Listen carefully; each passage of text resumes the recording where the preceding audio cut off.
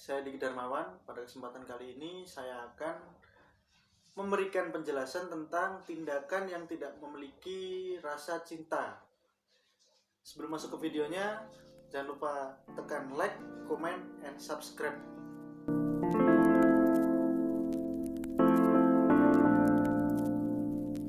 Jadi sebelum kita membahas tentang perbuatan yang tidak memiliki rasa cinta, saya akan membahas tentang definisi cinta itu sendiri. Definisi cinta sebelumnya adalah suatu emosi dari wujud kasih sayang dan juga ketertarikan pribadi dari pribadi seseorang kepada sebuah objek tertentu. Bisa jadi terhadap suatu benda, suatu hewan peliharaan, atau juga bahkan terhadap pribadi lain atau lawan jenis khususnya. Dari definisi cinta itu sendiri mengacu pada pembahasan yang kita ulas pada kesempatan kali ini, saya akan mendeskripsikan tentang aspek-aspek pengacu yang dapat memudarkan rasa cinta itu sendiri dalam kehidupan sehari-hari. Kira-kira apa aspeknya? Yang pertama ada realitas pribadi. Realitas pribadi di sini yang saya maksudkan ketika kita memiliki rasa cinta terhadap suatu hal atau suatu orang. Saya ambil contohnya suatu orang deh, biar gampang. Terhadap suatu orang, dan ketika kita juga harus atau ditetapkan suatu keharusan kita memiliki realitas kehidupan pribadi yang menuntut kita memprioritaskannya. Dalam contoh, saya mengambil contoh ketika kita harus bekerja, dan ketika kita tidak dapat memanage waktu dengan baik dan mengacu berkurangnya kontak atau berkurangnya interaksi antara kita dengan objek yang kita cintai, hal tersebut dapat menurunkan intensitas rasa cinta itu sendiri. Dan yang kedua atau yang berikutnya adalah yang paling bahaya ketika kita menjalin rasa cinta itu sendiri. Hal yang paling bahaya untuk menurunkan rasa intensitas cinta itu sendiri adalah perubahan diri dalam diri seseorang. Perubahan diri ini seringkali menjadi acuan untuk seseorang menjadi hilang rasa cintanya. Sebagai contoh, ketika semisal saya menjalin hubungan dengan seseorang dan orang tersebut tiba-tiba setelah hubungan kita terjalin cukup lama dan hubungan kita sebelumnya baik-baik saja, dalam tengah jalan atau di tengah jalan saya menemukan perubahan yang dulu saya belum tahu. Mungkin dirinya atau orang yang saya cintai ini egois dan mementingkan diri sendiri, dan baru saya ketahui ketika saya sudah berjalan itu juga dapat menurunkan intensitas rasa cinta, bahwasanya hal tersebut didasari pada perubahan diri dari diri seseorang tersebut. Dan mungkin itu beberapa contoh yang dapat saya berikan tentang aspek-aspek yang mengacu tentang penurunan intensitas rasa cinta itu sendiri. Dan berikutnya tentang ciri-ciri orang yang tidak atau orang yang melakukan tindakan yang tidak memiliki rasa cinta. Ini contohnya dalam kehidupan sehari-hari, kalau kita lihat bisa jadi orang ini bersifat masa bodoh. Orang yang bersifat masa bodoh terhadap orang yang dicintai. Orang yang dicintai terkadang mengharapkan perhatian. Orang yang dicintai mengharapkan suatu perhatian-perhatian kecil sehingga orang tersebut merasa dicintai. Namun terkadang kurangnya perhatian menjadi ciri-ciri orang tidak mencintai hal tersebut. Dari contoh beberapa aspek pengacu penurunan intensitas rasa cinta sebelumnya, di sini saya mencoba memberikan suatu ciri-ciri di mana tindakan yang tidak memiliki rasa cinta. Kira-kira ciri-cirinya seperti apa? Yang pertama, ketika orang bersifat masa bodoh terhadap orang yang dicintai.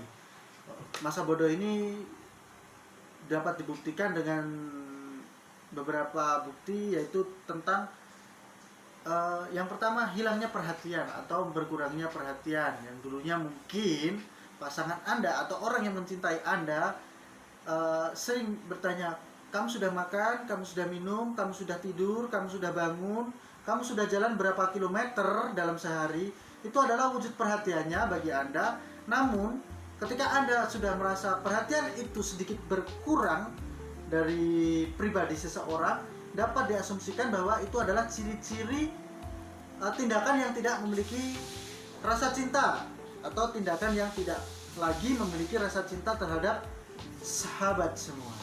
Dan yang kedua ada jaga jarak. Jaga jarak. Jadi ketika orang sudah memulai menjaga jarak dari sahabat atau dari Anda ketika Anda merasa orang tersebut mencintai Anda, namun ketika suatu saat orang tersebut mencoba menjaga jarak dari Anda, mungkin mengurangi intensitas pertemuan, mengurangi komunikasi, dapat diasumsikan bahwa jaga jarak tersebut juga suatu ciri-ciri tindakan yang tidak memiliki rasa cinta. Dan yang ketiga atau yang terakhir, menurut saya hal yang paling parah tindakan yang tidak memiliki rasa cinta adalah hal yang berujung kepada kekerasan terhadap suatu objek atau hal. Ketika orang sudah melakukan tindakan kekerasan, dapat diasumsikan juga orang tersebut sudah tidak memiliki rasa cinta terhadap hal yang diberlakukan sebagaimana kekerasan itu dilakukan. Kira-kira itu adalah ciri-ciri dari contoh perbuatan yang tidak memiliki rasa cinta. Dan berikutnya saya akan memberikan contoh nyata dari tindakan yang tidak memiliki kekerasan. Jadi contoh nyatanya dalam kehidupan sehari-hari, ketika kita melihat orang yang dalam artian orang tersebut berpasangan atau dapat dikatakan saling menjalin rasa cinta. Ketika orang kedua belah pihak menjalin suatu rasa cinta, dan dalam suatu saat atau suatu kejadian orang tersebut sudah melakukan tindakan yang saya rasa tidak etis atau membuka ranah privasi dari salah satu pihak. Jadi membuka ranah privasi atau tidak menjaga privasi dari salah satu pihak, itu adalah wujud atau contoh nyata juga tindakan yang tidak memiliki rasa cinta lagi kepada seseorang atau kepada objek tertentu. Karena jika orang mencintai seseorang lain atau objek tertentu, dia akan menjaga privasi dari objek yang dia cintai. Namun ketika privasi tersebut sudah tidak dijaga, bisa jadi orang tersebut tidak mencintai objek yang dia cintai sebelumnya. Dan dari contoh atau perbuatan yang tidak memiliki rasa cinta tersebut, saya coba lagi pertajam ke cara mengatasi kira-kira gimana nih Kak cara mengatasi pemudaran atau memudarnya rasa cinta dalam diri seseorang tersebut. Kira-kira kita harus bagaimana? Yang pertama, kita harus yakinkan diri kita bahwa kita mencintai seseorang atau mencintai suatu objek tertentu, kita menggunakan objek di mana kita mencintai objek tersebut dengan beberapa aspek, maksud saya. Dan kita harus ingat kira-kira apa yang membuat kita jatuh cinta terhadap hal tersebut, atau apa yang membuat kita jatuh cinta terhadap aspek atau orang tersebut. Dan ketika kita sudah mengingatnya, usahakan kita bersikap optimis untuk kembali mencintai aspek cinta tersebut sedikit memudar dalam kehidupan kita. Dan berikutnya bisa kita jalin komunikasi yang baik kembali. Kalau beliau adalah pasangan Anda, jalin komunikasi dengan baik. Bisa, kalau jarak menjadi halangan saudara untuk menemui atau menjalin komunikasi dengan baik, bisa saudara upayakan dengan media telepon atau media digital yang sudah ada. Bisa teman-teman hubungi pasangan atau sahabat Anda yang Anda cintai. Dan juga yang terakhir, jangan egois. Semisal hal yang mengacu aspek pemudaran rasa cinta saudara menurun adalah suatu kesalahan dari seseorang, jangan malu atau jangan jangan berkeras hati untuk memaafkan orang tersebut. Jadi jangan egois. Saudara harus berjiwa besar, berpikiran terbuka untuk memaafkan atau menjalin komunikasi yang baik dengan orang tersebut. Kalau hal tersebut atau hal yang sebelumnya tidak berhasil, meditasi atau metode-metode yang saudara lakukan tidak berhasil sebelumnya, langkah terakhir saudara dapat melakukan konsultasi dengan orang yang saudara percayai. Bisa jadi ahli dalam bidang psikologis atau motivator atau semacamnya. Dan itu adalah ciri-ciri hingga bagaimana cara kita menangani rasa perbuatan atau tindakan yang tidak memiliki rasa cinta agar tidak timbul di diri kita. Kira-kira dari sepanjang penjelasan ini pasti kita bertanya-tanya, kenapa sih rasa cinta itu penting dalam diri kita? Nah, rasa cinta menurut psikologis, setiap makhluk hidup atau setiap manusia dia menugerahi sebuah naluri.